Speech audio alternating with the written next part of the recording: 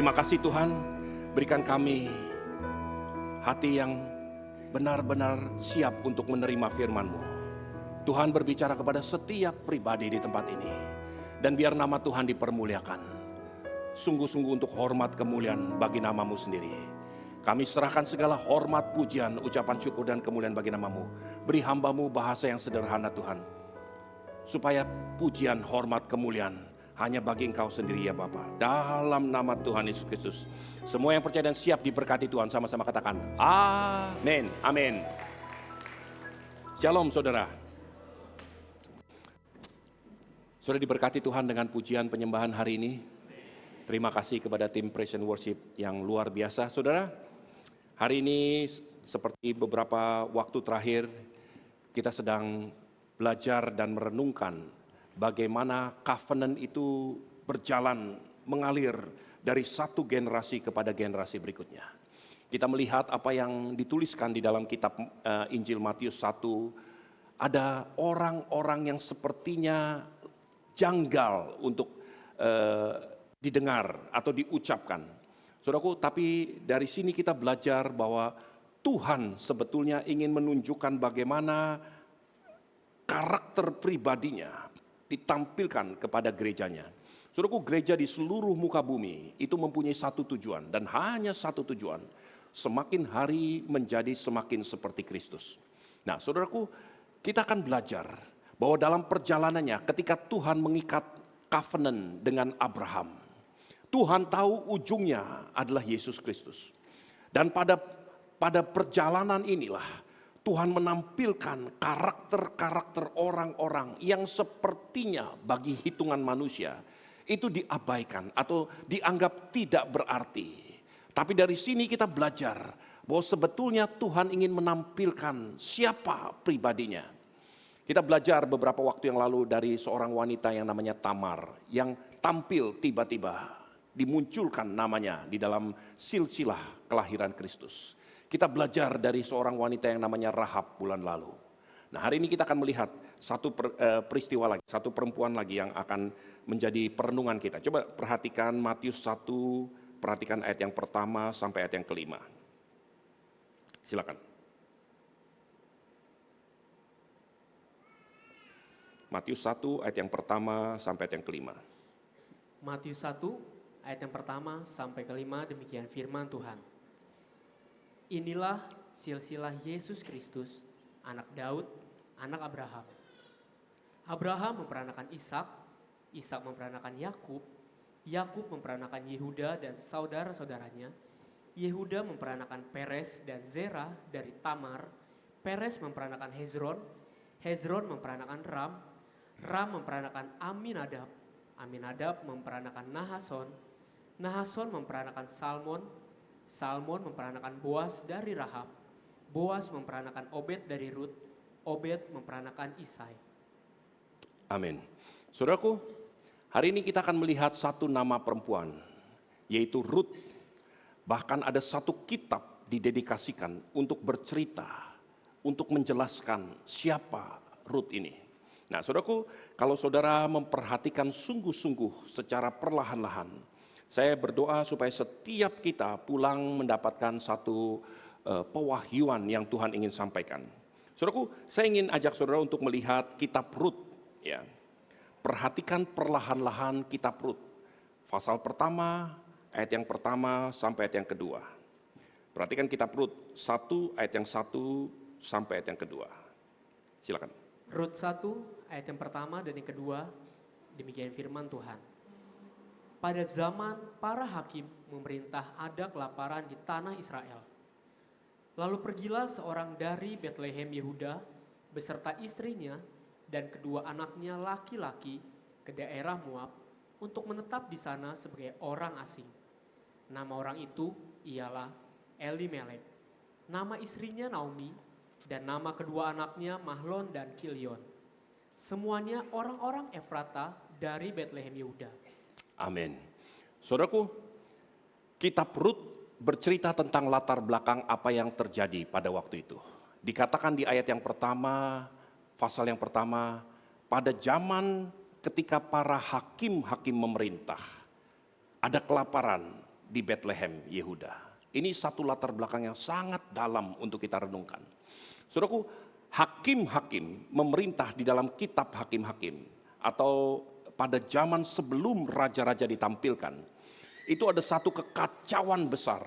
Ada satu hal yang sangat-sangat hiruk pikuk. Kitab hakim-hakim berkali-kali menuliskan, pada zaman itu tidak ada raja di antara umat Israel. Semua orang melakukan apa saja sesuka hatinya. Tidak ada pemerintahan, tidak ada aturan, semua berlaku apapun yang mereka mau lakukan. Itu kejadian manusia pada zaman kitab hakim-hakim. Kemudian dikatakan di Bethlehem Yehuda. Bethlehem artinya rumah roti. The house of bread. Di rumah roti terjadi kelaparan. Nah, itu latar belakang dari ayat yang pertama. Kemudian baru ayat yang kedua menjelaskan apa yang terjadi, yang Tuhan ingin kita fokus untuk memperhatikan. Ada seorang dari Bethlehem Yehuda, namanya Elimelek. Dan dia punya 2 anak laki-laki, yaitu Mahlon dan Kilion. Mereka satu keluarga pindah meninggalkan Bethlehem Yehuda, pergi ke tanah Moab. Nah, ini latar belakangnya. Saudaraku, kalau saya melihat ini berkali-kali dan saya kurang memperhatikan sungguh-sungguh, terus terang. Nah, sampai satu ketika waktu saya terus melihat dan memperhatikan, saya coba lihat referensi apa yang terjadi pada waktu itu. Saudaraku, saya ingin sampaikan, kalau saudara benar-benar memperhatikan bagaimana kehidupan Elimelek, sepertinya seakan-akan Elimelek dengan keluarganya dibawa ke Moab. Hanya sekedar untuk mati di Moab, sehingga Rut bisa dijemput dari tanah Moab dan masuk ke Bethlehem Yehuda, masuk ke dalam tanah Yehuda dan menerima perjanjian yang orang Yehuda melalui Abraham sudah ikat lama sebelumnya. Saudaraku, coba tempatkan diri kita, saudara dan saya, sebagai Elimelek. Nah, hari ini saya ingin bicara sangat penting untuk semua kita perhatikan sungguh-sungguh. Saudaraku, kita akan melihat ada orang-orang yang sebetulnya memiliki kapasitas. Tuhan punya rencana yang begitu luar biasa buat saudara dan saya di tempat ini. Tapi seringkali hal yang begitu luar biasa justru tidak pernah kita alami. Kalau saudara melihat latar belakang atau silsilah daripada siapa Elimelek, saudara akan melihat bahwa Elimelek adalah the right keturunan yang tepat untuk menerima janji yang Tuhan buat dengan Abraham. Seharusnya Kristus itu lahir dari keturunan Elimelek. Dari salah satu anaknya, Mahlon atau Kilion. Saudaraku, tapi seakan-akan Tuhan belokkan Elimelek maupun Salmon itu adalah anak daripada Nahason. Sama-sama keturunan daripada Abraham. Tapi kemudian ketika garis covenant itu akan terjadi, tiba-tiba yang seharusnya lebih berhak adalah Elimelek, tapi dibelokkan kepada Salmon. Kemudian Salmon memperanakan Boas, dan Boas dengan Rut menikah dan memperanakan Obed, Obed memperanakan Isai, Isai memperanakan Raja Daud, dan seterusnya dan seterusnya. Saudaraku, kenapa bisa berbelok? Nah, hari ini perhatikan sungguh-sungguh apa yang terjadi. Elimelek itu bukan orang sembarangan. Dia adalah orang keturunan Yehuda, keturunan raja-raja. Seharusnya dia mempunyai satu kapasitas yang luar biasa yang Tuhan berikan kepadanya. Pada waktu itu ketika hakim-hakim memerintah, priesthood atau pemerintahan imamat itu dipegang semaunya oleh siapapun. Bukan oleh keturunan Lewi saja, tapi siapa aja. Bahkan ada orang Benyamin yang bikin patung untuk menjadi imam yang disembah dan sebagainya. Saudaraku, itu kacau balau. Tapi keturunan raja-raja itu tetap dipegang oleh Yehuda pada waktu itu. Nah, mereka diberkati, sungguh-sungguh diberkati. Orang-orang Yehuda itu kaya raya, mereka sangat punya wisdom yang luar biasa. Itu sebabnya di dalam kitab Rut saudara akan menemukan bahwa Boas itu bukan orang sembarangan. Dia orang kaya raya, tuan tanah. dan mempunyai ladang yang luar biasa, ladang gandum, ladang barley dan sebagainya. Dan Naomi itu istri daripada Elimelek mengetahui karena dulu suaminya juga bukan orang sembarangan. Mereka sama-sama keturunan daripada Abraham, orang-orang hebat, orang-orang yang sangat diberkati. Tetapi ketika dia pergi ke Moab, dia hancur dan pulang dengan tidak membawa apa-apa. Saudaraku, saya ingin sampaikan, inilah yang terjadi hari itu ketika kelaparan terjadi di tanah Moab, di tanah Bethlehem Yehuda. Di rumah roti terjadi kelaparan. Ada satu orang, dua-duanya keturunan Abraham. Satu Salmon, satu Elimelek.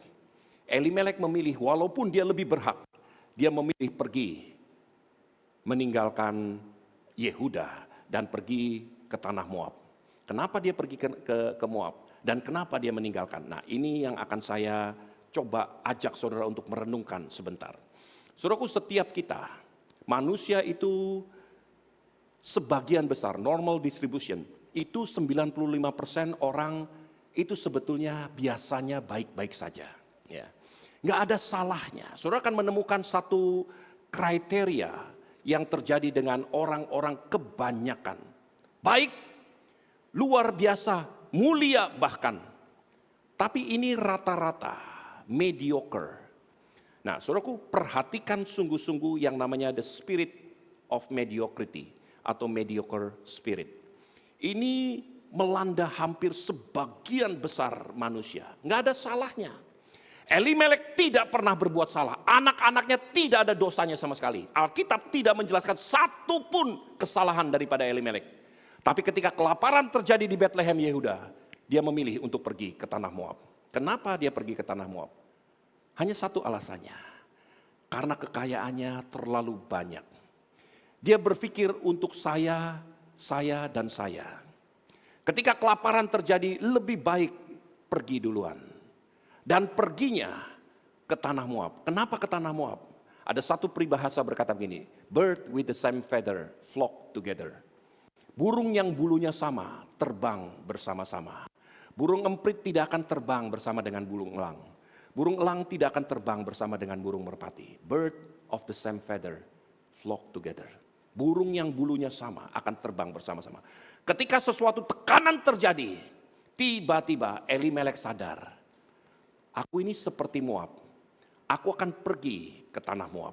Karena they are just like me. Dia persis seperti saya. Saudaraku, apa yang terjadi di tanah Moab? Dahulu ketika Israel keluar dari Mesir, mereka harus berjalan ke Kanaan. Tuhan bawa putar-putar sampai mereka harus melewati tanah Edom dan tanah Moab. Kemudian Musa mengirim utusan kepada Raja Edom dan Raja Moab. Dia katakan gini, izinkan kami pergi melewati bangsamu, melewati jalan raya. Kami tidak akan apa-apakan, kami tidak akan sentuh semua milikmu. Sudah tahu apa yang dilakukan? Orang Moab keluar dengan pedang.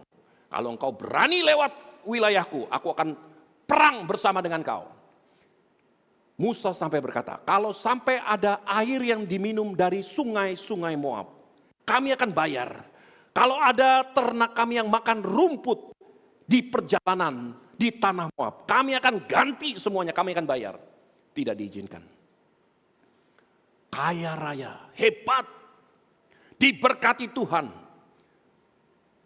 punya wilayah sendiri. Tetapi begitu kikirnya hidupnya untuk me, myself, and I. Hanya untuk saya. Berani kamu lewat sini, kami akan perangi engkau. Akhirnya berputarlah Israel menghindari tanah Moab. Kenapa? Karena mereka tidak mau disentuh. Elimelek ketika kelaparan terjadi di tanah Bethlehem Yehuda. Elimelek tahu persis siapa dia. Dia adalah orang yang diberkati Tuhan. Dia adalah keturunan Yehuda yang dipakai luar biasa. Tokoh masyarakat, pemimpin bangsa itu. Ketika terjadi sesuatu, Elimelek berkata, I have to go. Bye-bye. Saya harus pergi, selamatkan diri saya sendiri. Saudaraku, itulah yang terjadi dengan Elimelek. Tidak ada penjelasan lain. Kenapa Tuhan izinkan dia pergi? Hanya sekedar untuk mati. Hanya beberapa ayat menceritakan apa yang terjadi. Seakan-akan dianggap gak penting. Elimelek pergi, kemudian matilah dia, kemudian matilah anak-anaknya. Ceritanya fokus bukan tentang Elimelek, tentang Mahlon dan Kilion. Ceritanya fokus tentang gadis daripada Moab yang diambil Tuhan dibawa ke Bethlehem Yehuda. Untuk dipersatukan dengan keturunan Salmon yang melahirkan anak namanya Boas. Karena dari keturunan inilah akan dibangun satu kerajaan baru. Yaitu kerajaan yang kekal selama-lamanya sampai Kristus lahir. Nah, saudaraku, saya ingin sampaikan. Tempatkan dirimu di posisi Elimelek. Apa salah saya? Saya tidak mencuri, saya tidak berbohong, saya tidak merampas, saya tidak melakukan apapun. Saya kerja keras. Dan saya selamatkan diri saya sendiri. What's wrong with that? Saudaraku, itulah perkataan orang-orang mediocre, roh rata-rata. 95% orang itu seperti itu. Nggak salah, baik, mulia bahkan, dipuji. Bravo, hebat, hebat. Luar biasa orang-orang seperti ini. Memberi makan anaknya, menyekolahkan anaknya, memberi ini untuk keluarganya sendiri. It's good, I'm good. But I'm just mediocre. Ini sebagian besar masyarakat ada seperti itu. Saya ingin sampaikan. Binatang sekalipun memberi makan anak-anaknya. Singa yang kejam, yang jahat sekalipun tidak akan makan anaknya sendiri kalau dia kelaparan. Apa bedanya? Karena ini mediocre. Rata-rata, it's just okay, nggak salah, nggak jahat, tapi it's just mediocre. Saya ingin sampaikan kepada gereja Tuhan, anak-anak Tuhan di tempat ini. Saya rindu supaya setiap saudara menjadi children of covenant, anak-anak perjanjian. Anak-anak perjanjian mewarisi satu karakter yang berbeda dengan mediocre spirit. Lawannya adalah a willing spirit, roh yang rela. Inilah yang membedakan kenapa Salmon diberkati Tuhan. Keturunannya diberkati Tuhan. Elimelek yang seharusnya mewarisi kerajaan itu. Justru dipindahkan, dialihkan ke keturunan daripada Salmon. Dia hanya pergi ke Moab. Hanya sekedar untuk membawa gadis Moab. Masuk ke tanah Bethlehem Yehuda. Untuk dipersunting dan dipersatukan dengan yang namanya Boas anak Salmon. Sama-sama keturunan Nahason. Sama-sama keturunan daripada Abraham. Saudaraku, saya rindu supaya saudara memperhatikan sungguh-sungguh hal ini. Bahkan dunia pun menghormati yang namanya a willing spirit. Ini bukan hukum yang tertulis. Ini bukan hal-hal yang memaksa saudara untuk melakukannya. Ini unwritten rule. Hukum yang tidak tertulis. Tapi ini menjadi kode etik kehormatan. Di honor code. Di seluruh dunia.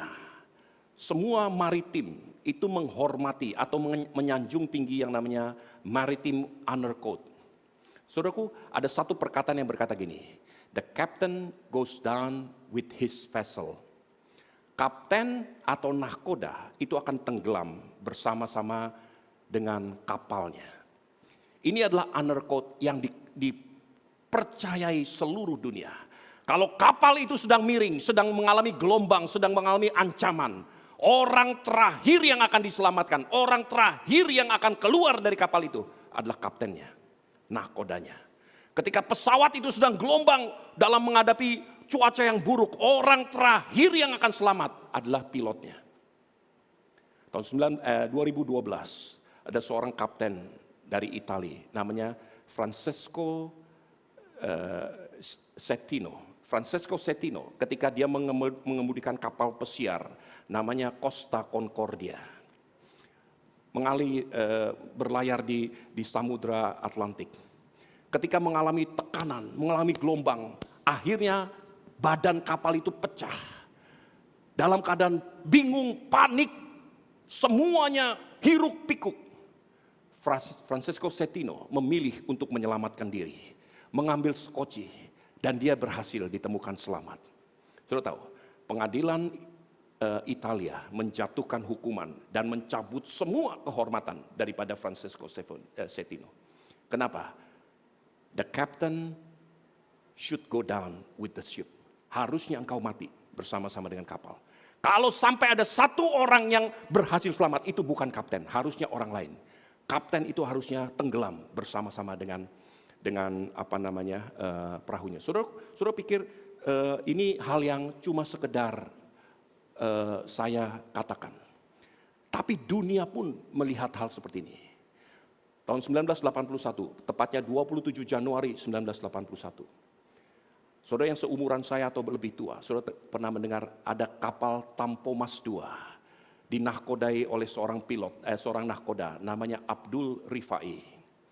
Ketika kapal itu mengalami tekanan pecah di Laut Jawa, Abdul Rifai sibuk menyelamatkan semua penumpang. Akhirnya kapal itu tenggelam. Kapten Abdul Rifai tenggelam bersama dengan kapalnya. Mayatnya ditemukan, nggak ketahuan orang, dikubur massal. Tapi para tokoh pembela kehormatan berkata, coba gali kembali kuburnya. Di mana Kapten Abdul Rifai? Digali, akhirnya ditemukan di salah satu puing-puing. Diambil, diberi penghormatan yang tertinggi, dihormati, dikubur di Kalibata, Taman Makam Pahlawan. Kenapa bisa seperti itu? Karena dia tahu posisinya. Harusnya orang-orang Yehuda, apalagi keturunan Abraham, itu adalah orang-orang yang sangat-sangat diberkati. Ketika kelaparan terjadi di Bethlehem, Yehuda, yang namanya Elimelek justru pergi ke tanah Moab untuk menyelamatkan dirinya dan keluarganya. Apa salah Elimelek? Gak ada salahnya. Apa dosanya? Dia tidak merampas, dia tidak merampok, dia tidak mencuri, dia tidak melakukan dosa apapun. Tapi dia gagal melakukan satu perkara. Sadar bahwa siapa saya. Saudaraku, Tuhan Yesus sendiri berkata begini. Coba lihat. Perhatikan apa yang Tuhan Yesus sampaikan. Sebentar ya, saya lihat. Lukas 12 ayat yang ke-48. Lukas 12 ayat 48, demikian firman Tuhan. Tetapi barang siapa tidak tahu akan kehendak tuannya dan melakukan apa yang harus mendatangkan pukulan, ia akan menerima sedikit pukulan. Setiap orang yang kepadanya banyak diberi, daripadanya akan banyak dituntut. Dan kepada siapa yang banyak dipercayakan, daripadanya akan lebih banyak lagi dituntut. Setiap orang yang kepadanya banyak diberi, daripadanya banyak dituntut. Saudaraku, saya ingin sampaikan satu perkara. Semua kita di tempat ini, termasuk saya, kita mewarisi satu roh yang luar biasa. Roh yang berbeda dengan orang lain. Kita dilayakkan disebut sebagai anak-anak kerajaan. Orang-orang yang diberkati Tuhan. Orang-orang yang menjadi kesayangan daripada Tuhan. Saudaraku, jangan tinggalkan bangsa ini. Jangan sibuk untuk urusan diri sendiri. Saudara-saudara harus belajar satu perkara. Miliki roh yang rela. Bukan cuma sekedar mediocre spirit. Roh yang rata-rata. Sebagian besar orang itu ada di roh yang rata-rata. Gak salah, gak jahat, gak merampok, gak mencuri. Tapi just for me. Saya punya roh yang rata-rata.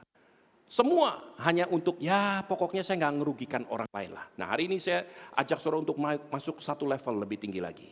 Masuk untuk menjadi orang-orang yang akan mewarisi covenant yang Tuhan persiapkan buat saudara. Saudaraku, inilah yang akan membedakan manusia. Secara materi pun saya akan sampaikan sepintas. Saudara akan melihat orang-orang seperti ini pola pikirnya berbeda. Pola pandangnya, kinerjanya, semangatnya itu berbeda. Saudara, kalau hari ini saudara menerima yang namanya lotre gitu ya. Dapat lotre $1 juta.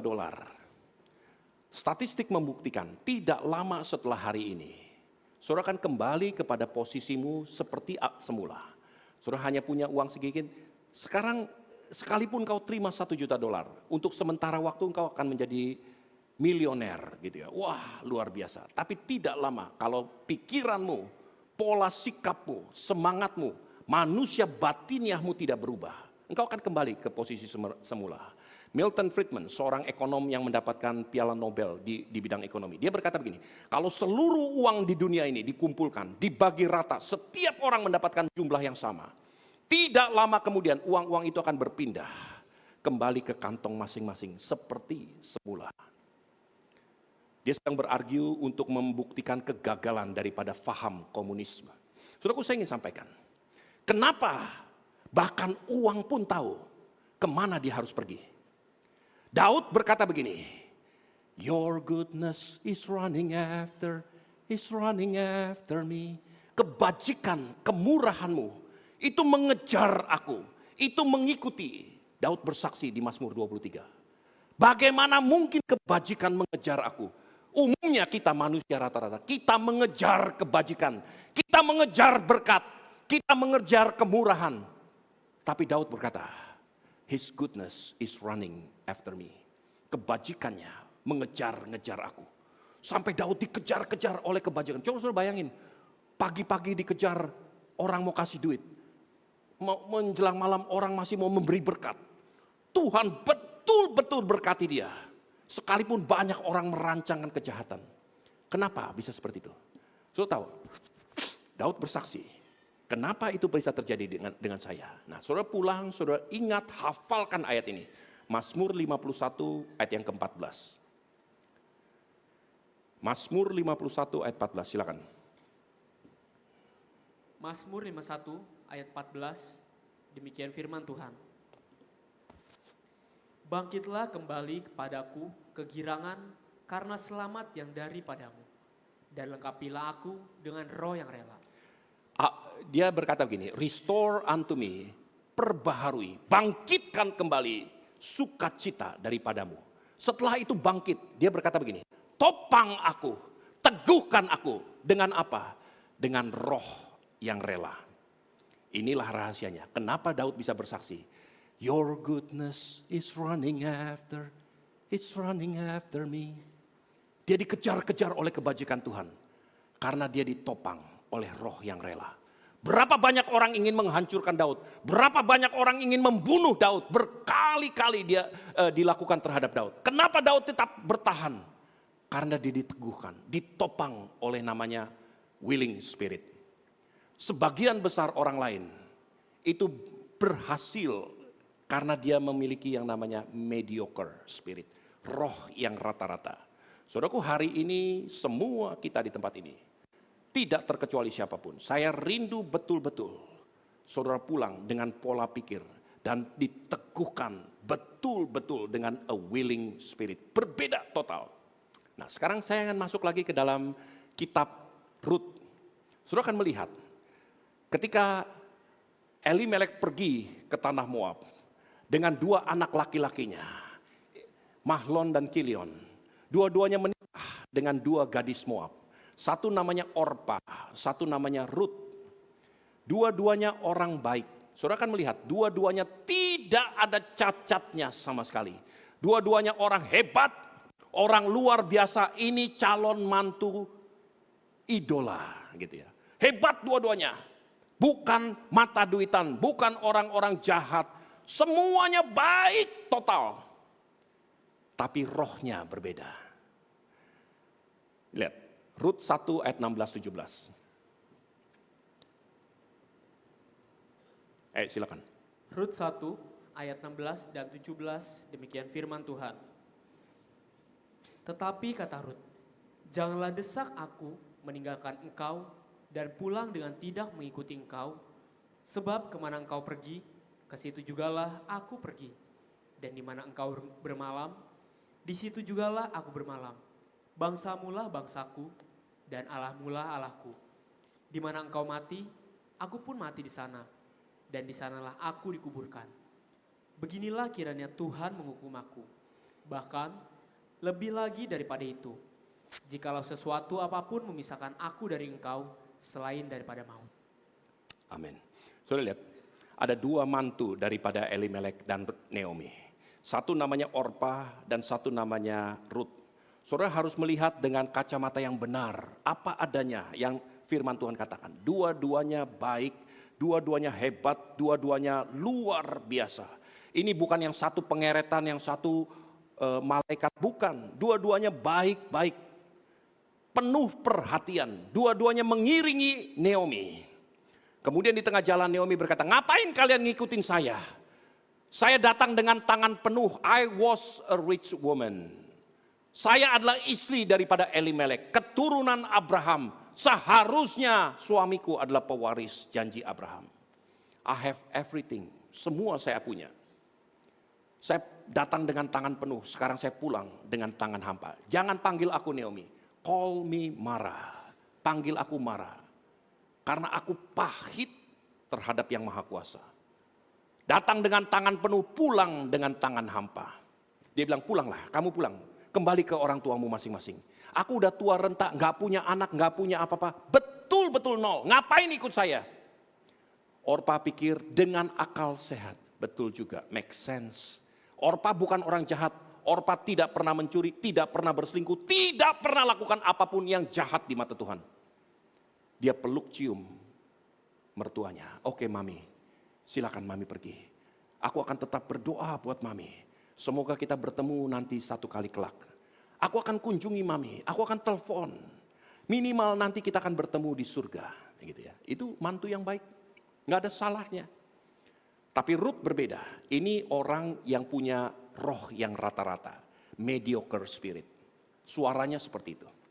Tapi orang yang punya roh yang rela. A willing spirit. Berkata begini, tidak, aku tidak akan pergi. Kemana engkau pergi, aku akan pergi ke sana. Bangsamu adalah bangsaku, Tuhanmu adalah Tuhanku. Ini yang namanya a willing spirit. Aku gak mencari hartamu, aku gak mencari apa yang kau punya. Tapi aku mencari sesuatu untuk sekedar membantu. Untuk sekedar menopang hidupmu. Kenapa? Karena dua perempuan ini dikuasai oleh roh yang berbeda. Satu mediocre, rata-rata. Gak salah, baik. Tapi binatang juga baik. Yang satu berbeda, ini namanya a willing spirit. Tuhan sengaja mengirim Elimelek, Mahlon dan Kilion untuk pergi ke tanah Moab. Hanya sekedar menjemput satu perempuan Moab ini, yang namanya Ruth. Supaya Ruth ini dipersandingkan dengan Boas dan melahirkan Obed. Obed melahirkan Isai, Isai melahirkan Daud dan terus sampai kepada Yesus Kristus. Kenapa? Karena inilah DNA yang ada pada Kristus. DNA yang a willing spirit, dikuasai oleh roh, ditopang oleh roh yang rela. Tuhan sengaja untuk membuktikan ini. Nah, ketika saudara melihat semua global picture ini, kita akan memahami betapa pentingnya sampai dibelokkan sejarah oleh tangan Tuhan sendiri. Sekedar untuk menunjukkan sesuatu yang berbeda. Nah, saudaraku, kembali kepada apa yang dikatakan oleh Daud. Ketika Daud ditopang oleh a willing spirit, dia bisa bersaksi, goodness and mercy will follow me all days of my life. Kebajikan, kemurahan akan mengikuti aku sepanjang umur hidupku. Kenapa bisa seperti itu? Apa yang terjadi dengan Ruth? Saudara lihat, tadi kita lihat, saya lompat-lompat di Ruth, kitab Ruth pasal 1. Coba lihat, kitab Ruth pasal 2. Perhatikan pelan-pelan Ruth 2 ayat yang pertama. Naomi mempunyai seorang sanak dari pihak suaminya. Jadi kembali lagi jelas bahwa Elimelek dengan keturunan Boas leluhurnya itu satu peranakan. Seorang yang kaya raya dari kaum Elimelek, namanya Boas. Maka Ruth perempuan Moab itu berkata kepada Naomi, biarkan aku pergi ke ladang memungut bulir-bulir jelai di belakang orang yang murah hati kepadaku. Sahut Naomi kepadanya, pergilah anakku. Pergilah ia sampai dan memungut jelai di belakang penyabit-penyabit. Kebetulan ia berada di tanah milik Boas. Saudaraku, saya ingin sampaikan, bahasa Indonesia seringkali menulis yang sangat gamblang gitu ya. Dia berkata, izinkan aku bekerja, izinkan aku memungut jelai di belakang orang-orang yang murah hati. Tiba-tiba kebetulan langkah kakinya ada di tanah milik Boas. Orang kaya raya yang adalah keturunan Abraham, yang juga sanak famili daripada Elimelek, yang mewarisi janji daripada Tuhan. Boas itu bukan manusia muda, bukan usia 30-an. Sejarah gereja menuliskan kurang lebih usia Boas itu sekitar 70-an tahun, 60-70 tahun. Itu sebabnya Boas memanggil Ruth sebagai anakku. My daughter. Karena berbeda usia, puluhan tahun sampai usia 70 tahun Tuhan tahan jodoh daripada Boas. Kenapa Tuhan tahan? Karena Tuhan persiapkan. Nanti Boas akan dikawinkan dengan seorang wanita yang memiliki karakter. Boas memiliki satu cikal bakal, satu benih yang adalah keturunan Abraham. Tetapi Tuhan memiliki kepentingan untuk menunjukkan siapa yang akan mewarisi keturunan Abraham ini. Orang-orang seperti apa yang mewarisi DNA daripada Kristus. Yaitu spirit, the willing spirit, roh yang rela. Sehingga jodoh bagi Boas pun ditahan. Dan kebetulan Rut ada di ladang Boas. Terus percintaan terjadi dan sebagainya dan sebagainya. Saudaraku, dari semua ini saya ingin sampaikan. Kenapa semua itu bisa terjadi? Your goodness is running after me. Kebajikan itu mengikuti orang-orang yang hatinya rela. Bukan orang-orang rata-rata. Gereja Tuhan mulai hari ini belajar, Tuhan berikan aku hati yang rela. Betul-betul hati yang rela. Alkitab penuh dengan tokoh-tokoh hebat luar biasa. Hanya sekedar membedakan karena mereka itu punya hati yang rela. Ketika Abraham punya satu anak yang namanya Ishak. Abraham katakan, Ishak pergi. Eliezer pembantu daripada Abraham pergi ke rumah familiku. Cari seorang istri bagi anakku, yaitu Ishak. Lalu Eliezer berkata, yang kayak bagaimana? Modelnya seperti apa? Nanti Tuhan akan tuntun kau. Tapi ingat satu hal, jangan bawa anakku Ishak ke sana. Nanti dia bermain perasaan. Nanti matanya ikut bermain. Dia pilih berdasarkan matanya. Kamu yang pilih. Bawa pulang jodoh yang Tuhan tentukan. Apa syaratnya? Eliezer berlutut di hadapan Abraham, menumpang tangannya di kaki Abraham. Dan Abraham berkata gini, dia bertanya gini, kalau gadis itu tidak mau bagaimana? Abraham berkata gini, kalau gadis yang Tuhan tentukan tidak mau, maka engkau lepas daripada semua sumpahmu. Syarat yang ditentukan, didoakan, digumuli oleh Eliezer untuk mencari gadis yang sesuai, sepadan untuk menjadi istri daripada Ishak. Syaratnya cuma satu, a willing spirit. Dia harus rela dituntun di bawah. Nggak tahu Ishak seperti apa. Kekayaannya berapa banyak. Punya apa, punya ini dan sebagainya. Nggak tahu sama sekali. Tapi dia dituntun oleh roh yang rela. Tuhan katakan, keturunan-keturunan Abraham yang akan mewarisi covenant. Itu harus memiliki DNA daripada ujungnya, yaitu Kristus. Ketika Yesus berdoa di Taman Getsemani. Sebelum dia diserahkan, satu malam sebelum dia diserahkan, dia berdoa, dia bawa 3 orang terdekatnya, Petrus, Yohanes dan Yakobus. Ayo mari berdoa bersama-sama dengan aku. Berdoa sungguh-sungguh di Taman Getsemani. Bergumul sungguh-sungguh di Taman Getsemani. Alkitab mencatat peluhnya seperti darah yang mengalir. Kalau orang stres berat, maka keringatnya itu seperti butir-butir jagung. Kalau tambah berat, maka sebagian pembuluh darahnya mulai pecah. Sehingga butir-butir peluh atau keringatnya itu akan bercampur dengan darah. Sehingga dikatakan oleh firman Tuhan, peluhnya seperti darah. Kalau dipaksa lebih jauh lagi, orang itu akan mati. Yaitu kena stroke. Karena pecah semua pembuluh darahnya. Dan itu harus dihentikan. Karena Bapa punya rencana, Yesus bukan mati karena stres. Dia harus mati dilucuti, dihabisi nyawanya di kayu salib. Sehingga dia berkata, oke ayo, waktunya sudah datang. Sekarang aku harus turun ke Yerusalem. Turun dari dari bukit, dia berdoa, dia turun. Kemudian dia disalibkan, singkat cerita. Ketika dia meronta-ronta kesakitan, dia lupa dia 100% Allah dan dia juga 100% manusia. Penjahat yang ada di samping Yesus berkata, aku ingatkan, kamu ini Allah. Kalau engkau betul-betul Allah, turun selamatkan dirimu.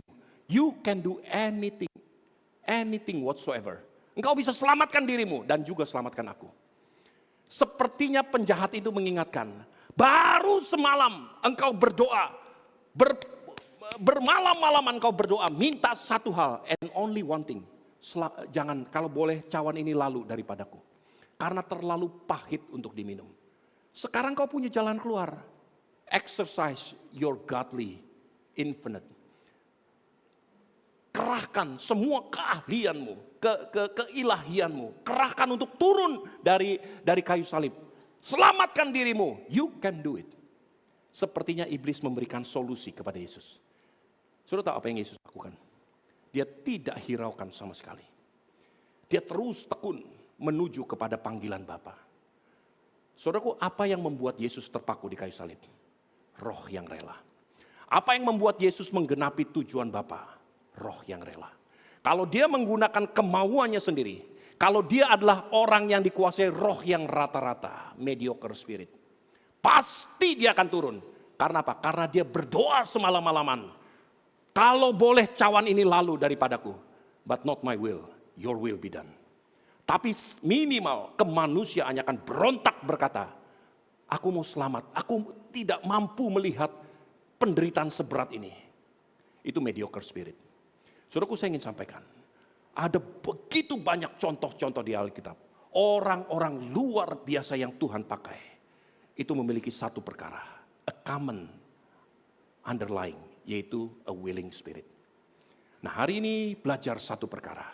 Saudara punya kesempatan yang luar biasa yang Tuhan siapkan bagi hidupmu. Tapi biar hidupmu ditopang oleh a willing spirit. Pada zaman Perang Dunia Kedua, presiden yang memerintah Amerika namanya Franklin Delano Roosevelt. Franklin Roosevelt itu mempunyai seorang asisten, seorang penasehat, pembantunya.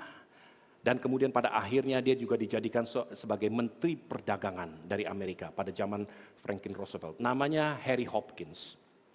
Harry Hopkins mulai begitu powerful, begitu berpengaruh. Sampai membuat orang-orang ketakutan melihat pengaruh daripada Harry Hopkins. Dia seperti presiden bayangan, bahkan lebih powerful daripada Franklin Roosevelt sendiri.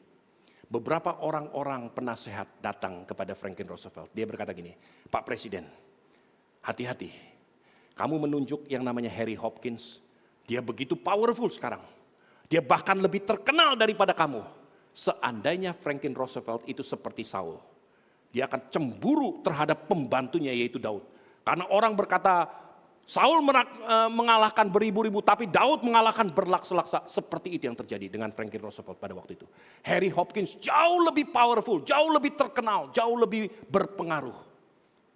Saudaraku, Franklin Roosevelt berkata gini, kalau kamu menjadi saya, ada di posisi saya sekarang ini. Ada ribuan orang yang akan masuk ke dalam Oval Office melalui pintu itu. Semua yang masuk menginginkan sesuatu dari saya. Tapi tidak Harry Hopkins. Harry Hopkins hanya mempunyai satu keinginan. A willingness to serve. Kerelaan untuk melayani. Winston Churchill sendiri berkata di dalam memoirnya. Dia berkata gini, pada waktu saya memerintah, ada 5 manusia yang paling berpengaruh di dunia. 5 paling berpengaruh di dunia. Dari kelima ini, yang paling berpengaruh adalah Harry Hopkins. Dan pengaruhnya yang begitu kuat, itu terletak dari dia punya willingness to serve. Kerelaan untuk melayani. Saudaraku, saya ingin sampaikan, saudara mau menjadi pribadi yang luar biasa, menggenapi semua rencana Tuhan, hari ini berdoa seperti Daud. Topang aku dengan a willing spirit, roh yang rela. Supaya saudara berpindah dari manusia yang dikuasai oleh mediocre spirit. Roh yang rata-rata. Ya gak salah. Gak jelek. Baik, gak mencuri, gak berbuat jahat sama sekali. But mediocre. Hanya rata-rata. Kebanyakan. Orang bahasa Indonesia menyebut manusia kebanyakan. Hari ini engkau berpindah. Jangan menjadi manusia kebanyakan. Berpindah seperti Daud yang berdoa. Teguhkan aku, topang aku dengan roh yang rela. Saudara mau hidup dengan roh yang rela? Mulai hari ini sampai selama-lamanya. Supaya engkau mewarisi janji-janji Tuhan. Mari tundukkan kepala. Hamba Tuhan, mari maju ke depan. Siapkan hatimu, saudara. Buka hatimu di hadapan Tuhan. Kemampuan saya terbatas, perkataan saya terbatas. Tapi saya berdoa supaya Tuhan yang tidak terbatas ini menuntun saudara. Terus membimbing saudara. Cek.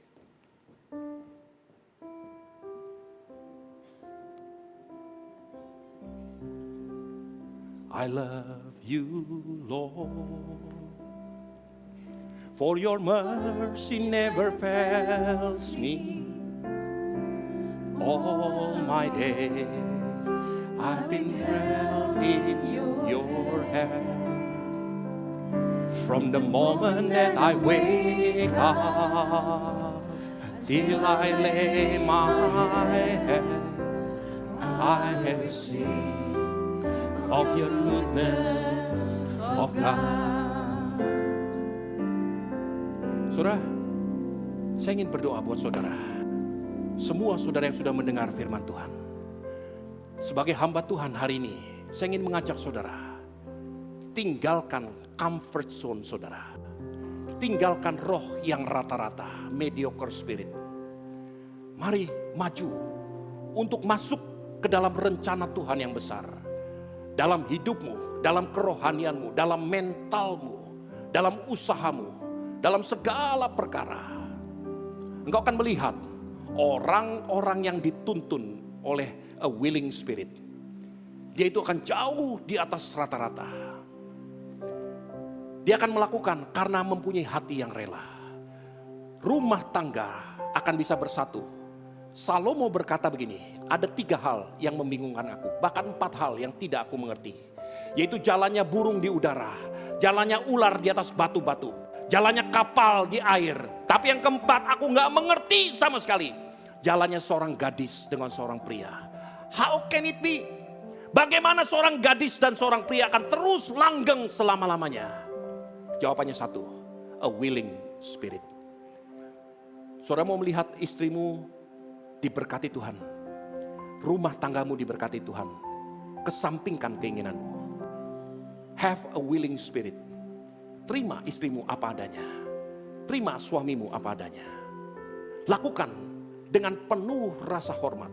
Jangan tinggalkan bangsa ini. Jangan tinggalkan rumah tanggamu. Jangan tinggalkan. Berdoa, Tuhan, yang harus berubah adalah saya. I have to have a willing spirit. Topang aku dengan a willing spirit. Saya ingin berdoa buat saudara. Kalau hari ini engkau mengambil keputusan, Tuhan, aku mau berubah. Aku mau memiliki a willing spirit, roh yang rela. Kalau itu saudara, angkat tanganmu di hadapan Tuhan. Sekarang dengan imanmu sendiri letakkan tanganmu di dadamu. Katakan kepada Allahmu, I love you Lord. For your mercy never fails me. Tuhan, hamba berdoa untuk setiap pribadi yang menumpang tangan di dada masing-masing. Teguhkan mereka dengan a willing spirit, roh yang rela. Supaya mereka berubah total. Rencanamu digenapi Tuhan. Kami tidak lagi hidup untuk diri kami sendiri, tapi untuk hormat kemuliaan, demi kemuliaan namamu Tuhan. Dalam nama Tuhan Yesus Kristus.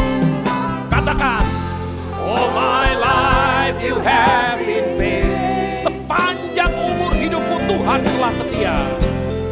All my life you have been so good. Hallelujah. That I am able.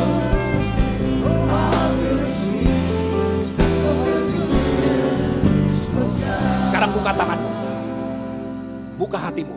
Semua buka tanganmu. Perhatikan perkataan Tuhan. Your goodness is running. Biar engkau dikejar-kejar oleh kebajikan Tuhan. Katakan sekali lagi. Your goodness is running after me. Hallelujah. I surrender now. I give you Hallelujah. everything. Inna baralaba sanda Your goodness is running after. Katakan, your goodness is running after me. Your goodness Is running after me. Your goodness is running after me. my life laid down. I surrender Hallelujah. now. I give you everything. Your goodness is running after me. All my life you have been faithful. Haleluya. All my life you have been so. Oh, haleluya. With every breath that I am I will sing. of the goodness. Teguhkan roh yang rela kepada setiap umatmu Tuhan. Dalam nama Tuhan Yesus Kristus.